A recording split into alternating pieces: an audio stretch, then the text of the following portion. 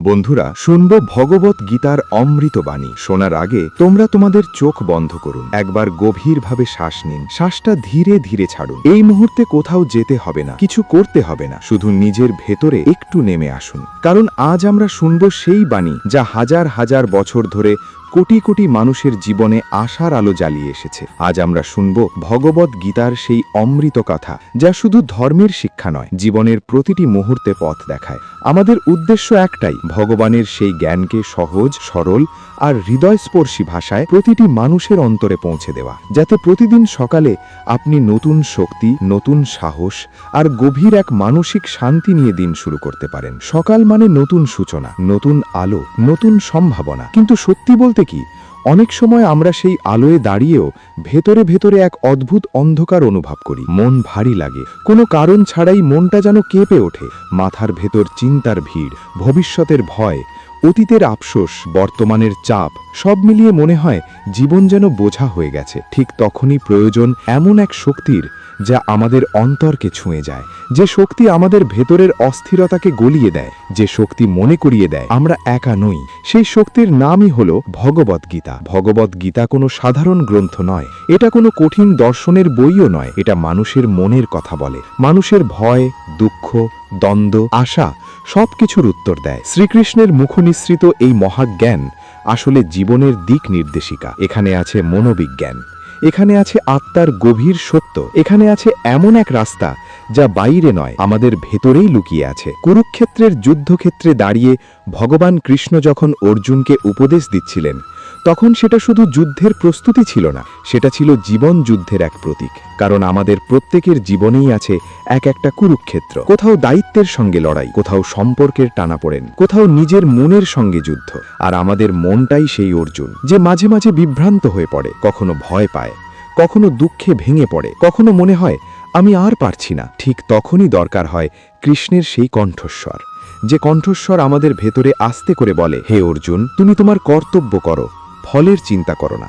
এই একটি বাক্যের মধ্যেই লুকিয়ে আছে অশান্ত মনকে শান্ত করার চাবিকাঠি। আমরা প্রতিদিন কত কিছু নিয়ে চিন্তা করি। আগামীকাল কি হবে, সফল হব তো, টাকা আসবে তো, মানুষ আমাকে কি বলবে, আমি ব্যর্থ হলে কি হবে। এই সব চিন্তাই ধীরে ধীরে আমাদের মনের শান্তি কেড়ে নেয়। কিন্তু কৃষ্ণ বলছেন, এই ফলের চিন্তাই আসলে আমাদের দুঃখের মূল। যদি আমরা ফলের আশা ছেড়ে দিয়ে শুধু নিজের কাজটা মন দিয়ে করি, তাহলে মন আপনিই শান্ত হয়ে যায়। কারণ শান্তি আসে তখনই যখন আমরা ভেতর থেকে মুক্ত হই। আমরা বাইরে যতই দৌড়াই না কেন, যদি মনের দৌড় থামাতে না পারি, তাহলে শান্তি কখনোই আসবে না। ভগবত গীতার আরেকটি অমূল্য শিক্ষা হল সমতা। সুখে দুঃখে, লাভে ক্ষতিতে, জয়ে পরাজয়ে সমান থাকা। এই সমান ভাব অর্জন করাই জীবনের আসল শিক্ষা। কারণ যে মানুষ দুঃখে ভেঙে পড়ে না আর সুখে অহংকারে ভরে যায় না, সেই মানুষই সত্যিকারের শান্তির অধিকারী। আমরা অনেক সময় সুখকে আঁকড়ে ধরতে চাই আর দুঃখ এলে পালাতে চাই, দুঃখকে শত্রু ভাবি। কিন্তু কৃষ্ণ বলছেন, সুখ আর দুঃখ দুটোই জীবনের অংশ। যেমন দিন আর রাত একসঙ্গে চলে, তেমনি সুখ আর দুঃখ আলাদা নয়। তাই দুঃখকে ঘৃণা নয়, গ্রহণ করতে শিখুন। কারণ দুঃখ আপনাকে ভাঙতে আসেনি, দুঃখ আপনাকে শেখাতে এসেছে। ভগবত গীতায় কৃষ্ণ বলেন, মনই মানুষের বন্ধু, আবার মনই মানুষের শত্রু। মনকে নিয়ন্ত্রণ করতে পারলে মানুষ পৃথিবীতেই শান্তি পায়, আর মনকে অবাধে চলতে দিলে সে মানুষকে নরকের মতো অশান্তিতে ফেলে দেয়। আমাদের সব সমস্যার মূল এই অশান্ত মন। তাই কৃষ্ণ বলেন, সকালে ঘুম থেকে উঠে কিছুক্ষণ নিজের সঙ্গে সময় কাটান, চুপ করে বসুন, একবার ভগবানের নাম নিন, অনুভব করুন আপনি একা নন, আপনার ভেতরেই কৃষ্ণ আছেন। আপনার প্রতিটি শ্বাসে তার উপস্থিতি, আপনার প্রতিটি ভাবনায় তার স্পর্শ। যখন আপনি এটা অনুভব করতে শুরু করবেন, তখন দেখবেন অস্থিরতা ধীরে ধীরে কমে যাচ্ছে, মন হালকা হচ্ছে, চিন্তার ভিড় সরে যাচ্ছে। এই অনুভবই ভক্তির শুরু। ভগবদ্গীতা আমাদের শেখায়, যখন আমরা জীবনের প্রতিটি ঘটনায় ঈশ্বরের ইচ্ছাকে মেনে নিতে শিখি, তখনই মনের উপর থেকে ভার নেমে যায়। তখন আর প্রশ্ন করি না, এটা কেন আমার সঙ্গে হলো, বরং মনে মনে বলি, এটা নিশ্চয়ই আমার ভালোর জন্যই হয়েছে। এই মেনে নেওয়া থেকেই আসে শান্তি। কারণ যা ঘটছে সবই কৃষ্ণের পরিকল্পনার অংশ। আমরা শুধু তার নাটকের চরিত্র। আমাদের কাজ শুধু নিজের চরিত্রটা ভালোভাবে পালন করা। গীতায় বলা হয়েছে, আত্মা কখনো জন্মায় না, কখনো মরে না, শরীর বদলায়, আত্মা চিরকাল থাকে। এই উপলব্ধি মানুষের ভয় দূর করে, মৃত্যুর ভয়, হারানোর ভয়, ব্যর্থতার ভয়। কারণ আমরা যখন বুঝতে পারি আমরা দেহ নই, আমরা আত্মা, তখন জীবনের অনেক কষ্টই ছোট মনে হয়। এইভাবেই ভগবদ্ গীতার বাণী ধীরে ধীরে আমাদের মনকে স্থির করে। এই পাঠ এখানেই শেষ হচ্ছে না, এটা শুধু শুরু। কারণ এখনো আমরা বুঝতেই শুরু করেছি কৃষ্ণ আসলে কে আর আমরা আসলে কে।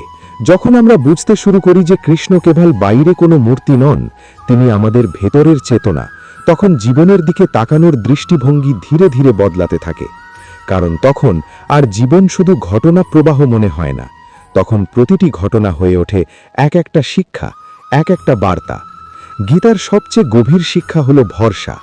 ভরসা মানে অন্ধবিশ্বাস নয়, ভরসা মানে এই বিশ্বাস যে আমি যা দেখছি তার বাইরেও একটা বড় পরিকল্পনা আছে। আমি যা বুঝতে পারছি না, কৃষ্ণ সেটা বুঝে রেখেছেন। আমরা অনেক সময় বলি আমি সব ঠিক করেছি, তবু কেন আমার সঙ্গে এমন হলো? এই প্রশ্নটাই আমাদের মনকে অস্থির করে দেয়। কারণ আমরা ভাবি আমরাই সব জানি, আমরাই সব নিয়ন্ত্রণ করতে পারি। কিন্তু গীতা খুব শান্তভাবে বলে, তুমি চেষ্টা করবে, কিন্তু নিয়ন্ত্রণ তোমার হাতে নেই। নিয়ন্ত্রণ ছেড়ে দেওয়াই ভরসা। যেদিন মানুষ এই কথাটা মেনে নিতে শেখে, সেদিন থেকেই তার জীবনের ভার হালকা হতে শুরু করে। কৃষ্ণ অর্জুনকে বলেছিলেন, আমার উপর ভরসা রাখো, আমি তোমাকে ত্যাগ করব না। এই একটি বাক্যের মধ্যেই লুকিয়ে আছে অসীম সাহস। কারণ জীবনের সবচেয়ে বড় ভয় হলো একাকিত্ব। আমরা ভাবি আমি একা লড়ছি, আমি একাই কষ্ট পাচ্ছি, আমাকে বোঝার কেউ নেই। কিন্তু গীতা বলে তুমি কখনোই একা নও। তুমি যখন নিঃশ্বাস নাও তখনও কৃষ্ণ আছেন, তুমি যখন কাঁদো তখনও কৃষ্ণ আছেন, তুমি যখন হাল ছেড়ে দিতে চাও তখনও কৃষ্ণ আছেন। শুধু আমরা তার উপস্থিতি অনুভব করতে ভুলে যাই। ভরসা আসলে এক ধরনের বিশ্রাম। যখন মন বলে সব দায়িত্ব আমার নয়, এই কথাটা মনে এলেই মন একটু শান্ত হয়। আমরা প্রতিদিন কত চিন্তা করি, আগামীকাল কি হবে, পরের মাসে কি হবে, এই সমস্যার শেষ কোথায়? কিন্তু কৃষ্ণ বলছেন আগামীকালের বোঝা আজ বইবে না, আজকের কাজ আজ করো, আগামীকাল আমি দেখব। এই শিক্ষাটা শুনতে সহজ, কিন্তু মানতে খুব কঠিন। কারণ আমাদের মন ভবিষ্যতে ছুটে যেতে ভালোবাসে, মন সব সময় নিশ্চিত হতে চায়, কিন্তু জীবন কখনো নিশ্চিত নয়। এই অনিশ্চয়তার মধ্যেই ভক্তির জন্ম। ভক্তি মানে এই নয় যে তুমি সব বুঝে গেছো, ভক্তি মানে এই যে সব না বুঝেও তুমি ভরসা রাখছো। ভক্তি মানে বলা, হে কৃষ্ণ, আমি জানি না সামনে কি আছে, কিন্তু আমি জানি তুমি আছো। এই বিশ্বাস থেকেই আসে আত্মসমর্পণ। আত্মসমর্পণ মানে হাল ছেড়ে দেওয়া নয়, আত্মসমর্পণ মানে চেষ্টা করে ফলটা ঈশ্বরের হাতে তুলে দেওয়া। আমরা অনেক সময় ভাবি আত্মসমর্পণ মানে দুর্বলতা, কিন্তু গীতা বলে আত্মসমর্পণই সবচেয়ে বড় শক্তি। কারণ যে মানুষ বলে আমি সব পারি না, সেই মানুষই সাহায্য পায়। অর্জুন যুদ্ধক্ষেত্রে দাঁড়িয়ে কাঁপছিলেন, তিনি শক্তিশালী যোদ্ধা ছিলেন, কিন্তু সেই মুহূর্তে তিনি স্বীকার করেছিলেন আমি পারছি না। আর ঠিক সেই মুহূর্তেই কৃষ্ণ গীতা বলেছিলেন। এটা আমাদের শেখায় যেদিন তুমি নিজের দুর্বলতাকে স্বীকার করবে, সেদিন থেকেই ঈশ্বরের কৃপা কাজ করতে শুরু করবে। আমরা অনেক সময় কষ্ট পেলে ভগবানের কাছে অভিযোগ করি, কিন্তু কৃষ্ণ চান আমরা বলি, হে কৃষ্ণ, আমাকে শক্তি দাও, যেন আমি এই কষ্টের মধ্যেও স্থির থাকতে পারি। কারণ কষ্ট চলে গেলেই শান্তি আসে না, কষ্টের মধ্যেও স্থির থাকতে পারলেই আসল শান্তি আসে। এইটাই গীতার শিক্ষা। গীতায় বলা হয়েছে যে ব্যক্তি সুখে আনন্দে ভাসে না আর দুঃখে ভেঙে পড়ে না, সেই মানুষই স্থিতপ্রজ্ঞ। এই স্থিরতা বাইরে থেকে আসে না, এই স্থিরতা আসে ভেতর থেকে। আর সেই ভেতরের স্থিরতার নামই হলো ভক্তি। ভক্তি মানে শুধু মন্দিরে যাওয়া নয়, ভক্তি মানে জীবনের প্রতিটি মুহূর্তে কৃষ্ণকে স্মরণ করা। তুমি কাজ করছো, মনে মনে বলো, হে কৃষ্ণ, এই কাজ তোমার জন্য। তুমি কারোর উপকার করছো, জানো এটা কৃষ্ণের সেবা। তুমি কষ্ট পাচ্ছ, জানো এই কষ্ট আমাকে পরিপক্ক করবে। এই দৃষ্টিভঙ্গিটাই জীবন বদলে দেয়। গীতা শেখায় কিছুই বৃথা যায় না। আমাদের প্রার্থনা বৃথা যায় না, আমাদের ভালো কাজ বৃথা যায় না, আমাদের চোখের জলও বৃথা যায় না। সব কিছুই কোনো না কোনো ভাবে আমাদের ভেতর শক্তি তৈরি করে। কৃষ্ণ বলেছেন এই পথে সামান্য চেষ্টাও কখনো নষ্ট হয় না। অর্থাৎ আজ তুমি একটু চেষ্টা করছো, আজ তুমি একটু শান্ত থাকার চেষ্টা করছো, আজ তুমি একটু ভরসা রাখছো, এই ছোট ছোট চেষ্টাগুলোই একদিন বড় শান্তির রূপ নেবে। অনেক সময় আমরা হতাশ হয়ে বলি, আমি তো প্রার্থনা করি, তবু কেন কষ্ট যাচ্ছে না? কিন্তু কৃষ্ণ বলেন, প্রার্থনার কাজ শুধু কষ্ট দূর করা নয়, প্রার্থনার কাজ তোমাকে ভেতর থেকে বদলানো। যেদিন তুমি কষ্টের মাঝেও নিজে হারাবে না, সেদিন বুঝবে প্রার্থনা কাজ করছে। এইভাবেই ধীরে ধীরে ভরসা গড়ে ওঠে। ভরসা মানে এই নয় যে আর কষ্ট আসবে না, ভরসা মানে এই যে কষ্ট এলে তুমি ভেঙে পড়বে না, কারণ তুমি জানো কৃষ্ণ তোমার সঙ্গে আছেন। এই বিশ্বাস থেকেই মনের ভয় কমতে শুরু করে। ভয় মানে অজানা ভবিষ্যৎ, ভয় মানে নিয়ন্ত্রণ হারানোর আতঙ্ক। কিন্তু ভক্ত মানুষের মনে ভয় বেশিক্ষণ থাকে না, কারণ সে জানে আমি একা নই। কর্ম, ভক্তি ও আত্মসমর্পণের গূঢ় রহস্য। মানুষ যতই জ্ঞান অর্জন করুক, যতই ধর্মগ্রন্থ পাঠ করুক, হৃদয়ের গভীরে যদি একটি মাত্র প্রশ্নের উত্তর না পায়, আমি কে, তাহলে সেই জ্ঞান অসম্পূর্ণ থেকে যায়। শ্রীকৃষ্ণ এই প্রশ্নের উত্তর দিতে গিয়েই গীতার গভীরতম রহস্য উন্মোচন করেন। তিনি বলেন, মানুষ আসলে দেহ নয়, মন নয়, মানুষ হলো চিরন্তন আত্মা। এই আত্মা কখনো জন্মায় না, কখনো মরে না, কিন্তু অজ্ঞানতার কারণে মানুষ নিজেকে দেহ বলে মনে করে, আর সেই ভুল থেকেই জন্ম নেয় দুঃখ, ভয়, লোভ ও অহংকার। কর্মের বন্ধনে আবদ্ধ হয়ে মানুষ বারবার জন্ম মৃত্যুর চক্রে ঘুরপাক খায়। কর্ম মানে শুধু কাজ নয়, কর্ম মানে ইচ্ছা, আসক্তি ও ফলের প্রত্যাশা। শ্রীকৃষ্ণ স্পষ্টভাবে বলেন, ফলের আশায় কর্ম করলে কর্মই বন্ধন হয়ে ওঠে, কিন্তু যখন সেই কর্ম ঈশ্বরের উদ্দেশ্যে সমর্পণ করা হয়, তখন সেই কর্মই মুক্তির সোপান হয়ে যায়। এইখানেই কর্মযোগ ও ভক্তিযোগ একে অপরের সঙ্গে মিশে যায়। অর্জুনের মতো মানুষও যুদ্ধক্ষেত্রে দাঁড়িয়ে বিভ্রান্ত হয়েছিল, কারণ সে কর্মকে দেখছিল ব্যক্তিগত দৃষ্টিকোণ থেকে। কিন্তু শ্রীকৃষ্ণ তাকে শেখালেন, তুমি কর্তা নও, তুমি নিমিত্ত মাত্র। এই একটি বাক্যের মধ্যেই লুকিয়ে আছে সমস্ত আধ্যাত্মিক দর্শন। মানুষ যতদিন নিজেকে কর্তা ভাববে, ততদিন অহংকার জন্মাবে, আর অহংকার মানেই পতনের শুরু। ভক্তি মানে শুধু চোখের জল নয়, ভক্তি মানে সম্পূর্ণ আত্মসমর্পণ। ভক্তি মানে নিজের ইচ্ছাকে ঈশ্বরের ইচ্ছার সঙ্গে এক করে দেওয়া। শ্রীকৃষ্ণ বলেন, যে ব্যক্তি সব কর্ম আমাকে অর্পণ করে, যে ব্যক্তি আমাকে একমাত্র আশ্রয় করে, আমি নিজেই তার ভার বহন করি। এই আশ্বাসই ভক্তের সবচেয়ে বড় শক্তি, কারণ ভক্ত জানে সে একা নয়। এই কলিযুগে মানুষের জীবন অস্থির, চারদিকে ভয়, প্রতিযোগিতা, হতাশা আর মানসিক চাপ।